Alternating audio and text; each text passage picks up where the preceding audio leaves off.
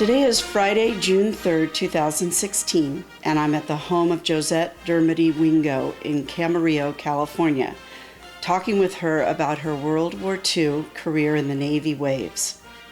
I'm Judy Herrera, and I'll be interviewing Josette on behalf of the Conejo Valley Chapter Daughters of the American Revolution and Colonial Dames 17th Century for the Veterans History Project at the Library of Congress. This interview is being recorded by Ed Lynch from Advanta Videography and contains the reflections and memories of the veteran during her time in the Navy. This is Josette's story. Josette Dermody Wingo was born in Detroit, Michigan, January 5th, 1924, and after high school worked for an insurance company. Tell us a bit about your family members and what they were doing at this time. My whole family was in the zeitgeist of but we were Irish Catholic, so that meant that Notre Dame was the peak of the world and we were the fighting Irish. So then the war came along and the Detroit was occupied with the war, of course, with the factories and the training, but they were running out of men because it was a two-front war.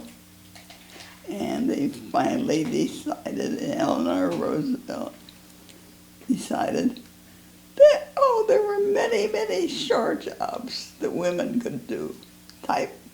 Imagine, they were running a whole war without a computer. My family was preoccupied with the war. My dad was working for the police department. My mother was a housekeeper, and my younger brother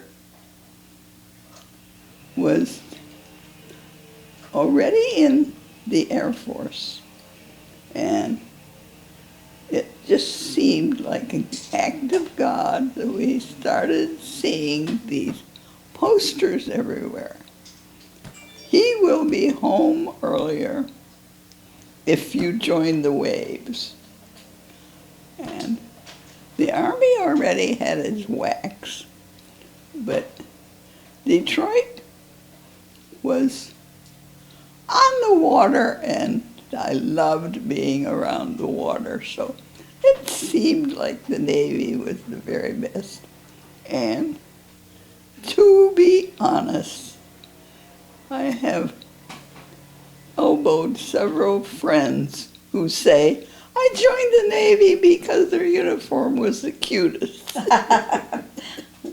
And so, when my 20th birthday came around, my father had capitulated and was going to sign so I could sign up. So on my birthday, I got a little gold bracelet, and on it was my Navy number, which was going to follow me for 2 years. So your dad finally capitulated and signs for you to join the Navy, and off you went to boot camp. You want to talk about your experience at Hunter's College in New York? It was a very exciting day when I went down to one of the offices in Detroit near the Navy Yard and promised to do my best to protect and save the United States against all enemies, foreign and domestic. Wow, that seemed like a big joy. Big. So, the going away party had to be done. And so, my going away party was just exactly like everybody else's going away party, except that this time it was for me. Oh. And so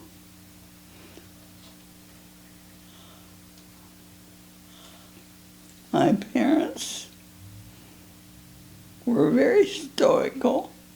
My mother was making a real effort not to cry. Don't cry, Mother, don't cry, Mother.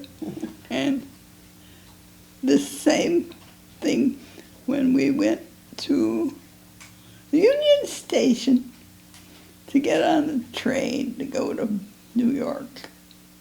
Don't cry, Mother, don't cry, Mother. Oh. So she would never forget that we were perfectly good Irish Catholics. So she gave me this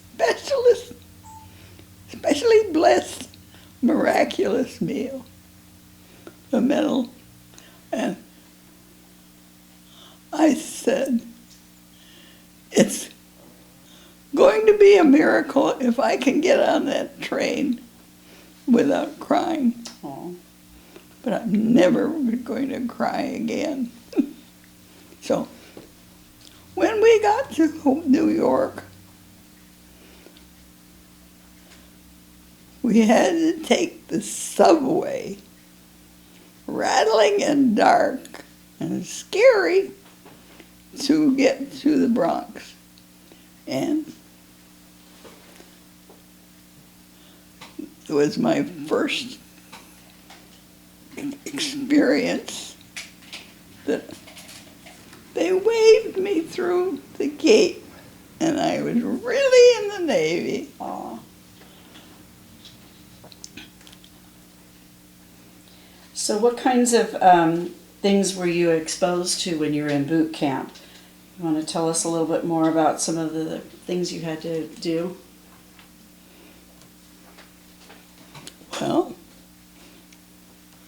this is one of the favorite WAV stories that they used to, that the first thing they did when they were going to have women was, and we were going to have to learn to be real sailors in March. They got the drill sergeants from the Marines. And the Marines tried very hard. They never, to swear at the ladies so they would learn what they were supposed to do, but which foot to take. But that didn't work very well because these brave Navy recruits burst into tears, which completely melted the Marine drill sergeants. They couldn't stand seeing women cry. Oh. So we had to get some gym teachers from somewhere to teach us. So you want to tell us a little bit about the uniforms and the food and those experiences that you had in boot camp? So we had about a really short 6-week tour to make civilian ladies into sailors. Oh gosh. So, and they gave us a lot of tests. They gave us a lot of shots. And we were very proud of ourselves because some of the young boys fainted at their shots. But the Marines, the WAV said, we'll never do that. Never, never, never. So there were a couple of horrible weeks with very sore arms. And then, but it was time to get our uniforms. And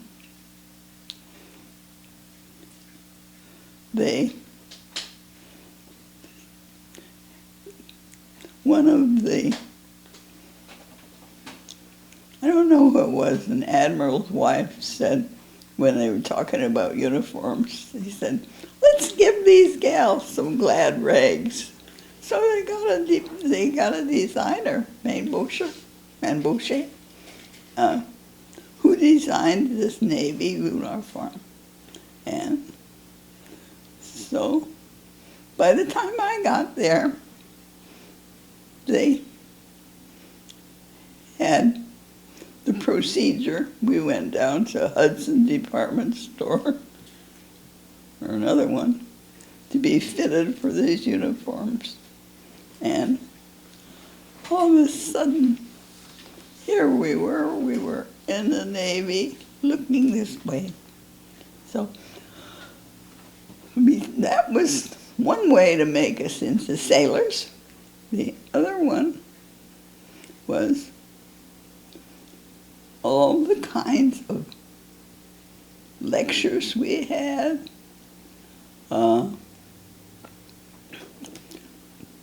We would walk down the hall, and there were going to chow, and there would be posters of silhouettes of planes.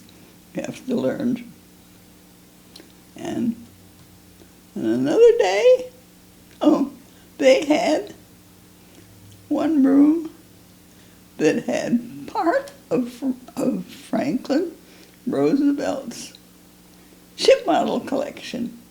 And I have always loved little ship models. So it was hurry this, hurry that. Pick up the pace. So do you want to tell us a little bit about some of the aptitude tests and things that you were exposed to? Yeah. They tested us. One lady, one of my friends, came back with her record, and it said she had a mechanical aptitude that was through the roof. And she said, I've grown up on a farm. I've never done anything mechanical. But they're in the Navy now. But I had a test. It was test. It was like the last month of school. But one of the tests was for clerical aptitude. So alphabetize these people, proofread this paragraph, and various other kinds of things. And typing test, I think. And I did not spell any one of those words correctly. I was not going to go to Stillwater, Oklahoma, and spend the whole roar in front of a typewriter. So they just humbled. They just said, she's never going to be a yeoman. Good. So you got sorted out, and they ended up sending you to gunnery school at Great Lakes Naval Training Center. Yeah. So do you want to tell us a little bit about that next experience then? They had to do something with me. So they sent me to gunnery school. Gunnery school was at Great Lakes. Great Lakes at that time was very exciting. They still had the hooks in the wall for the sailors hung up their hammocks at night. And It was very historical. And so it was classmates. We had to learn how to break down guns and take them and send them back. And sometimes the eternal feminine would interfere a little bit, because when we took the guns apart and had to put them back together again, there was a little piece of gray metal called a sear pin, and it had to flip around. And if you flipped it that way, it wouldn't work. And so, and one of my friends looked at it and said, "You know, this looks just like a high chair." So if you put the paste so it looked like a high chair, it would fit right into where it was supposed to be. And we all started giggling and said, "Don't tell the guys it looks like a high chair." So anyway, the closest I came to really really feeling the war was one day we were out on the range. The gunnery range was shooting out over Lake Michigan, and I was just busily remembering short burst, short burst, short burst, and all of a sudden I was knocked down, and Gunny had come along and taken the magazine off the Oerlikon, and we stood up and said, "What did you do? What did you do?" And he said, "Cook off." There was a stuck shell in the magazine, and it was going to blow in 70 seconds. 7 seconds. 7 seconds sounds like worse. And said, "But why did you knock me down?" I said, we ain't playing beanbag, you know. Yeah. It was, there's a war on, and we're not playing games. So I picked myself up, got a cigarette from somebody. We smoked all the time, and we found we were very sophisticated, but in between the gunnery range, we had to break the guns down to secure them, and there was sort of a little problem.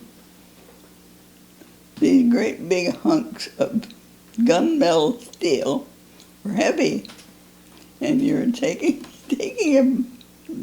half of an Oerlikon down to the gun shed to secure it. And it took one wave at one end and another wave at the other end. And and somebody else brought up all the helmets and the magazine. And that really tickled the sailors. The motto was, for recruitment, was relieve a man for active duty. And so the guys were going, "Ooh, ooh, ooh, relieve a man for active duty. It takes 2 of you guys to do what 6 of us can do." We said, "Get lost, get lost." Anyway, and then finally they decided we knew everything we were going to learn about guns. And we went back to the barracks and waited to see what was going to happen to us. It turned out that our next place was going to be California. And so they put us all on a train. The troop trains of the war were crowded with soldiers and sailors, and the saddest one was the gals who were going out in the crowded train to say goodbye to Mr. Wonderful before he left for the front. And then there were people, there were girls with the war baby that they were having to take home. It was hot. It was dirty. There wasn't any way to breathe. But we got everybody was always trying to be so nice to us in service. And when the train stopped at North Platte, Nebraska, there were ladies on the platform holding birthday cakes. Oh. Now, where they got the sugar, nobody explained to us. But so one of the sailors behind me pushed me away and said, "Good afternoon, ma'am, it's my birthday." And so we said, thank you so much, ladies. So that was so nice of them. And I still remember North Platte, Nebraska, and all those ladies baking. So, well, the interminable train ride finally ended, and we found out that we were going to get on another bus, and move across the Bay Bridge to Treasure Island, which had been the site of a World War show. But the Navy had taken the whole thing over. And so we toddled around. We walked, trying to walk together, looking very military. And they put us in the barracks, and so the usual thing, you move into a barracks, you argue who gets the top bunk, and then you get your linen, and then you get a lecture from the master at arms, who is sufficiently crazy and cranky to start you off right. So then then we went to the mess, and the Waves had a very nice mess hall. And not this time, not at first, but later, one of our episodes was that the food was so good, most of us were having trouble buttoning the button on our skirt. So, and the medics had a fit because they were supposed to be keeping their troops healthy and happy. And it turned out that the waves weren't eating. So what to do? They changed to give us more salads. Now that went over like a lead balloon with the guys. Oh my God, the girls are getting something the guys aren't getting. Those were the days when real men didn't eat greens, didn't eat weeds anyway. So, but we often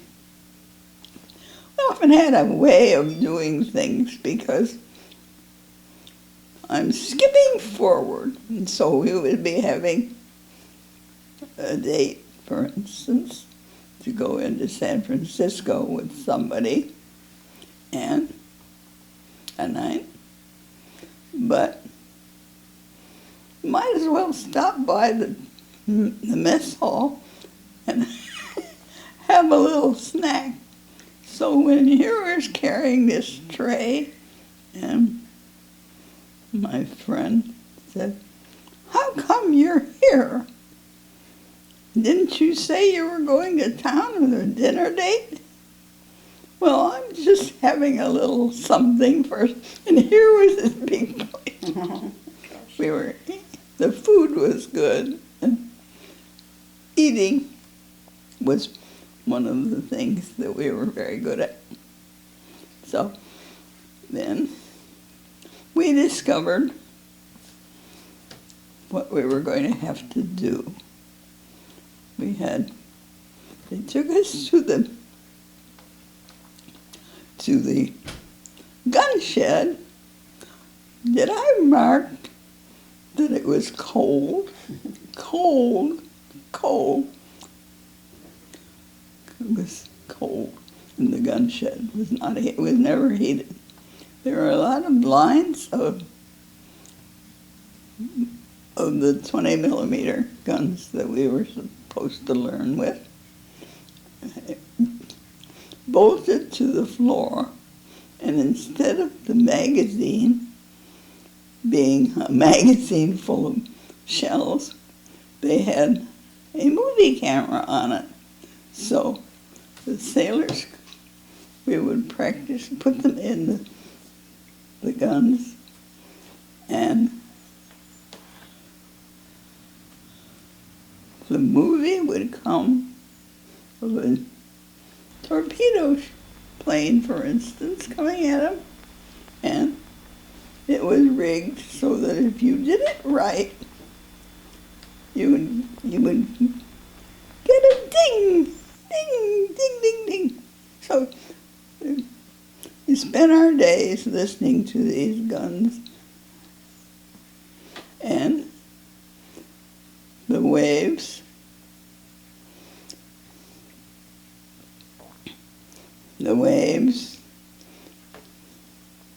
explaining that part of this job was aircraft recognition. So, and most of the planes we were taught to recognize were Japanese planes. So I can still remember the feeling with the trigger in my hand, the pictures of the airline coming straight at me. So, but the point we were teaching, the guns had a ring sight on them. So we were, besides our aircraft recognition, you had to learn where the plane was, what kind of plane, how fast it went, and its angle of attack. So that part was fine. But we were teaching them, reminding them they'd been in gunnery school, how to get a plane in the air, out of the air. So the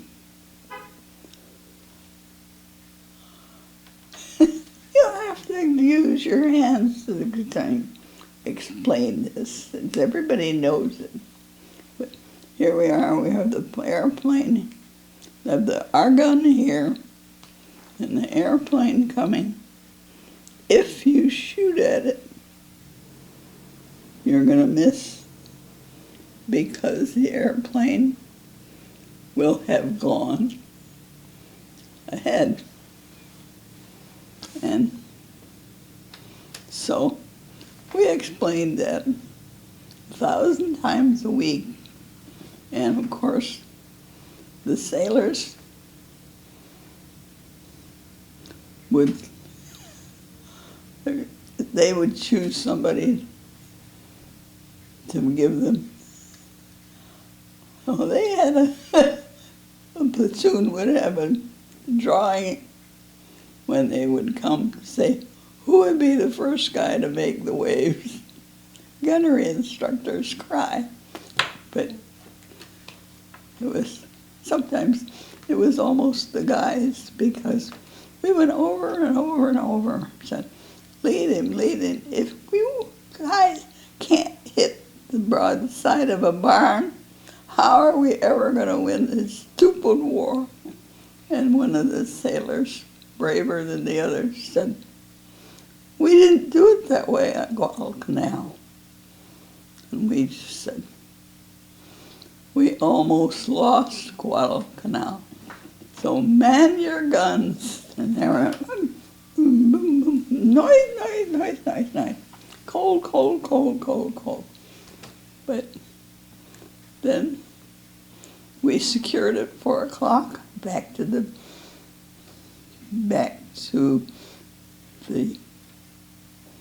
Waves barracks, and did all the things that we do to write a letter to your mother. Don't tell her how homesick you are. Oh. And get your hair washed, and that. Then you would go out. It was fun, because I didn't have any sisters, so here were all these shipmates. And so they were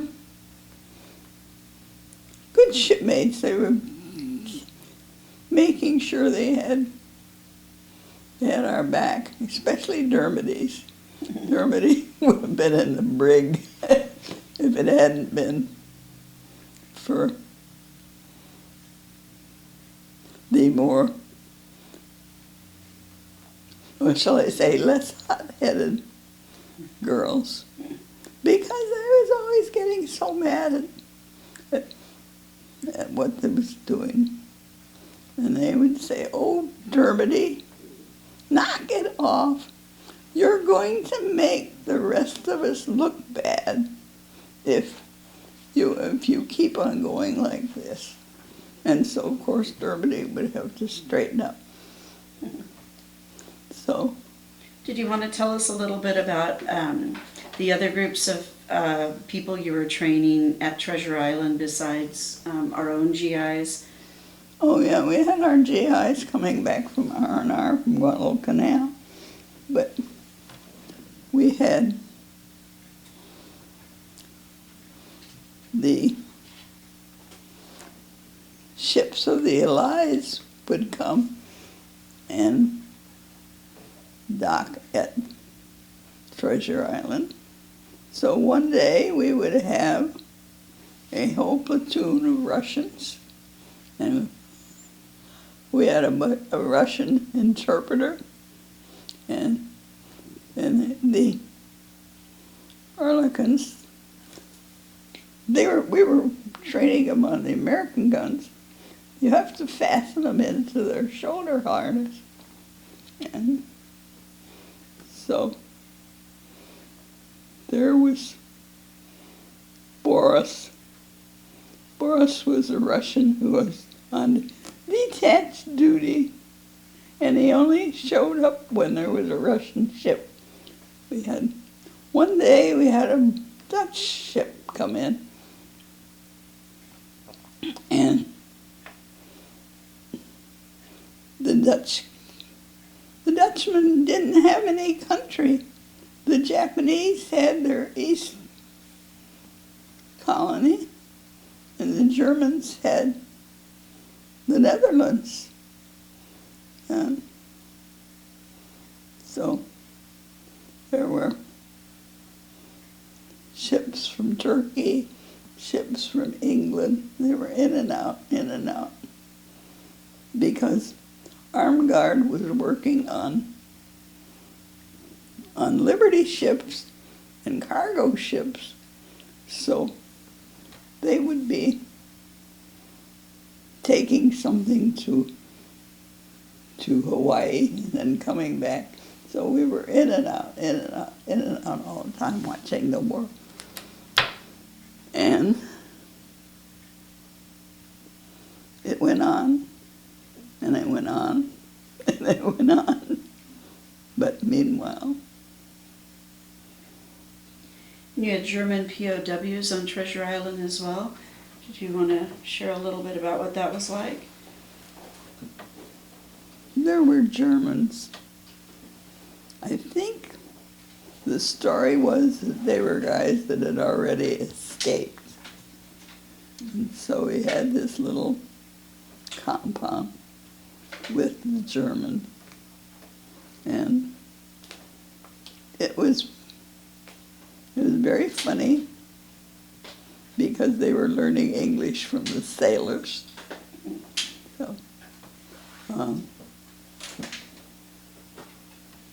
but it was kind of aggravating because just to show us how to do it, they always marched perfectly, showing off, you know, and their squares. So, but did you want to talk a little bit about keeping in touch with family back in Michigan? How did you make phone calls or keep in touch? it was fun in the dorms because we were pretty young girls, and there were people who might call. There was only one phone in the dorm, and so there were two ways that it was used. One was to call home, and calling home was a trip because you would call the number in Michigan, but you would hear an operator with an Alabama accent, and then they would relay the call to New Orleans. And then the next thing it would be New York. So you got to listen to everything in your little phone call going all over the country. And with a little luck, we get my parents.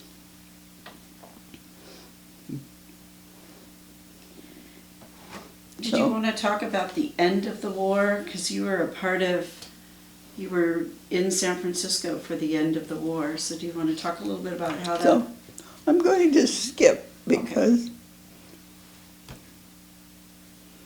we had the day-to-day job. We had all of the excitement of being in San Francisco. San Francisco was very nice to us, and we could get tickets to shows and free streetcar rides, the whole thing. But, and I heard Azio Pizza. We used to go, they would come for these USO shows. And that was nice, instead of from a nice little old parochial school. I felt I was getting very sophisticated in San Francisco. But So it seemed like, well, it seemed like forever that the war was going to go on. But the United Nations was starting there, and it was so interesting. We would go down and watch the celebrities like Anthony Eden and various people there for the United Nations. And it was so strange to see men in regular men's clothes because we hadn't seen anything but uniforms in all this time.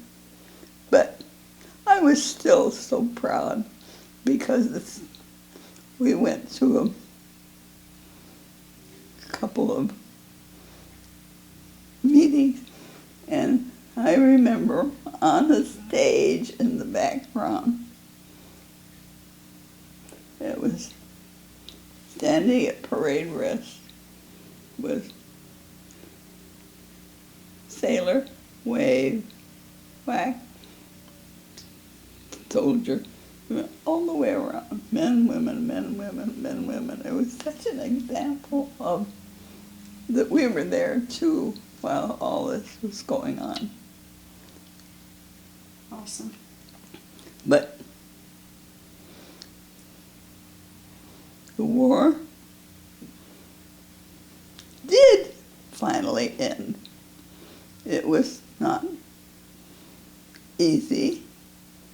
The Battle of the Bulge scared the bejeebers out of it.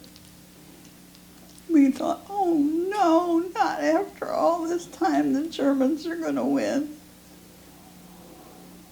So, well, our guys fought as though there were no tomorrow in the Ardennes forest. And so then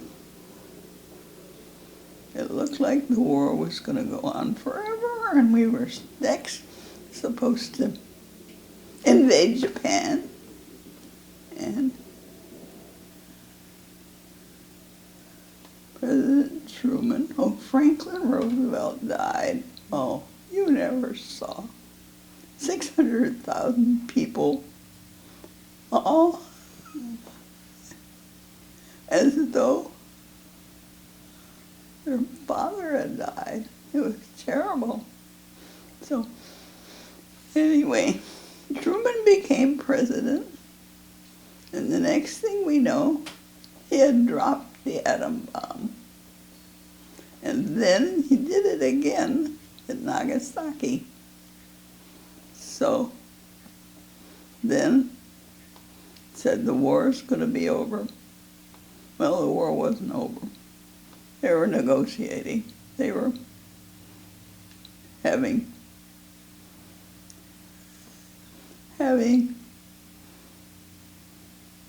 meetings, and who was winning, who was doing this, who was doing that. And so we were holding out for unconditional surrender. The ship's whistles all went off. Everything went off. That the war was over, the war was over. You never heard so much noise. And then it wasn't over yet. So the next day, they went through that whole thing again. So about 3 different times before, and then they got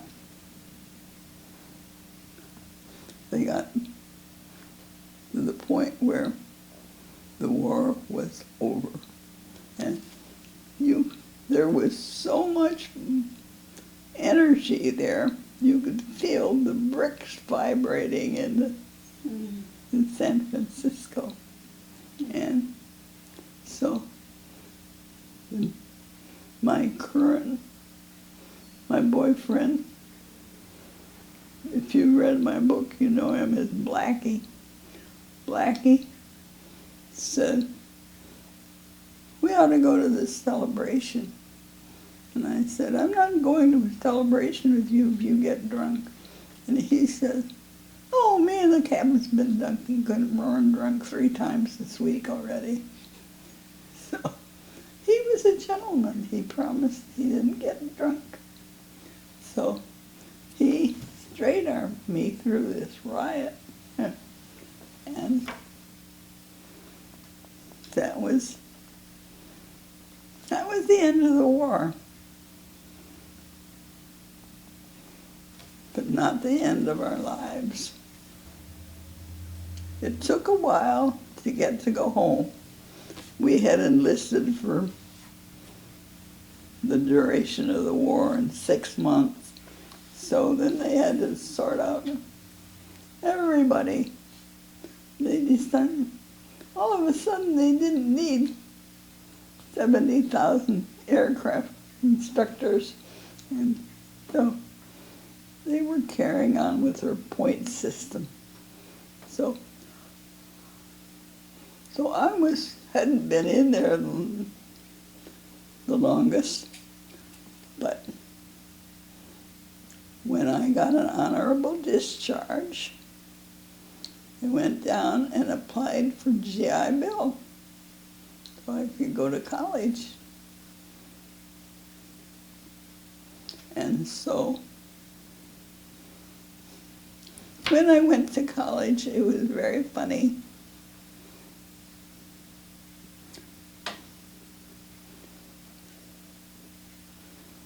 I decided I was going to take German because I was going to study psychology. A big deal, I was going to read Freud. Well, I got into the class. It was full of returned soldiers who had been in Germany and had had a blonde dictionary for a couple of years. So, and my poor instructor, he couldn't say Fräulein Dermody. So I was a total disaster. So he gave me an incomplete and I left. So,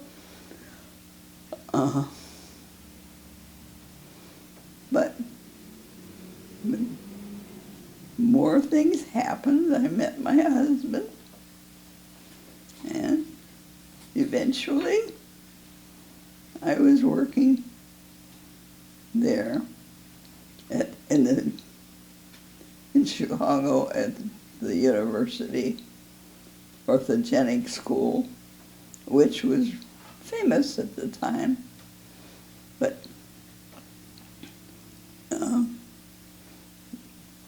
my husband and I decided to get married, and we got married at Bond Chapel at the school. So that was my story. And then you go on to have your 2 boys. Oh yeah, we met.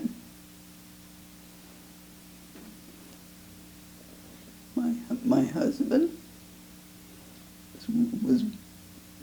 we lived in Texas for a while, and then he got a job, and we were in Washington, D.C. And the Washington, D.C., if you've ever been there, has several hundred parks, and each park has a cannon in it. And it was so funny, because by that time I was still carrying on about how much I knew. The boys, the little monkeys, would climb up, and if you stuck your little hand into the barrel, you could tell whether it was a northern or a southern cannon, because ones that belonged to our side, the one that won, they were rifled, which means that they were much more accurate. So, again, another happened of our beating the bejabbers out of somebody because we had better equipment. So, and then my son is famous. They don't know which one said it. They didn't pay much attention at the time. They said, "Mother, you better write a book. You have to write a book." Nobody believes my mother was a gunner's mate.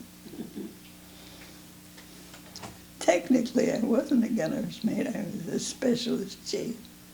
So, anyway, and my husband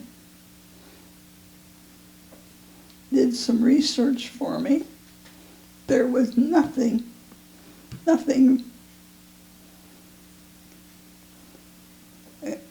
no articles, no stories, no anything about women's role in the Second World War. So I said, "Oh, that will never do." Here I had all these stories. And so I dragged this manuscript around for about 10 years. But then, and I didn't want to self-publish it. That wasn't very good in those days. So this is in the 1950s. And then the time went on, and eventually the Navy decided that my book was just what they'd been looking for. So they published it, and it was one of the first that came out about women in the service. So, and that's why I'm here with my little bit of fame. So, it is a continuing story that's from World War II, are aging out. They're in their 80s and 90s. And that's why we were trying to get the interviews done. Pardon? That's why we're doing as many interviews as we can. We want your stories to be there for future generations. yeah, okay, let me close this Okay. by saying I object to the characterization of my generation being the greatest generation. It was nothing but people, but Americans, and ordinary people. We like to think of Americans as special, and we know that they run toward danger rather than away from it. And so, you know, the whole thing about the whole war, the whole world at war, meant that people had to react to it. And my feeling is that everybody in that generation did his damnedest to do what they could be. And it wasn't a special generation. It was all of us. You know, we muddled along. There were 4Fs who lied, and there were chairborne troops who got the job in Washington, and everybody was doing everything she could for the war, and it was privileged that we could, that as girls we could do it, because we knew it all along that girls could do anything. World War II was a benchmark. It showed Americans what they can do, what they need to do. We saw the same thing in 9/11. The guys ran toward the danger. And so when we run into problems, I have a refugee guy who has been working for my family for 10 years, and I've been teaching him to read. I've been teaching him to read English, and we go after the morning papers. And I say, look, your country, Guatemala, is in a hopeless mess. We get in a mess here in America, but we've got a way to work it out. And so I can't help but say I'm proud to be an American. Thank you. One of my things is don't forget the women vets. Don't forget the women vets. And you still have to watch the VA, make sure they're getting the benefits and stuff. But that's the way I feel about it. I loved being in the Navy.